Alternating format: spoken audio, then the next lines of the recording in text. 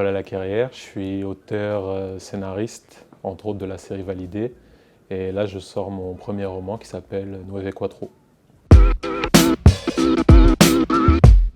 Alors, sans spoiler en 30 secondes, c'est l'histoire d'Henri, 72 ans, veuf, diabétique, qui a 3 passions dans la vie, le sucre, la musique et sa voisine Clara, qui est en terminale option économie, vu que les options ont changé depuis quelques années.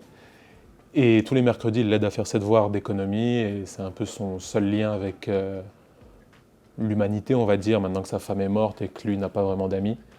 Et le jour où elle disparaît, il décide de mener l'enquête. Et pour ça, il va être accompagné de Souleymane, une petite Kaira qui voulait être flic, mais qui n'a pas pu à cause d'un problème de cœur. Et de Brahim, le caïd local, qui lui n'est pas très très chaud pour la retrouver, mais beaucoup plus chaud pour mettre la ville à feu et à sang et laisser une dernière trace de son passage avant de disparaître. Alors en fait, le 9-4, c'est le département, c'est le Val-de-Marne, c'est le 94. C'est la préfecture de Créteil, c'est les gens qui vont travailler le matin, c'est les embouteillages, la 86, c'est tout ce qu'on connaît, tout ce qu'on voit le jour. Et le Nueve Quattro, on va dire que c'est plus la version nocturne de tout ça. Si on était dans Alice au Pays des Merveilles, ce serait l'autre côté du miroir et le fond du terrier, donc c'est plus la partie fantasmée, fantasmatique, mythologique, avec les Kairas, les gangsters, les malfrats, les gens bizarres, les serial killers, les animaux sauvages.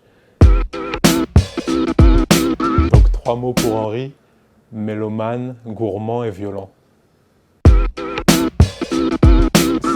C'est un morceau qui intervient vers la fin du livre, mais qui arrive vraiment en point d'orgue. C'est vraiment comme le final d'un feu d'artifice ou la dernière chanson d'un concert, celle qu'on a envie d'entendre 2 fois de suite. C'est Lingua Ignota, Butcher of the World, qui vaut le coup d'être écouté, mais qui, je pense, marque bien le pas pour terminer le livre.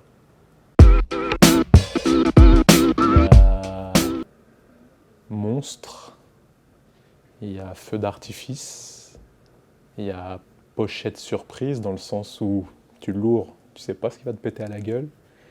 Il y a Boîte de chocolat, un peu au sens Forrest Gump du terme, où tu sais pas sur quoi tu vas tomber une page après l'autre. Il y a Super Stokos, il faudra aussi lire pour savoir de quoi il retourne.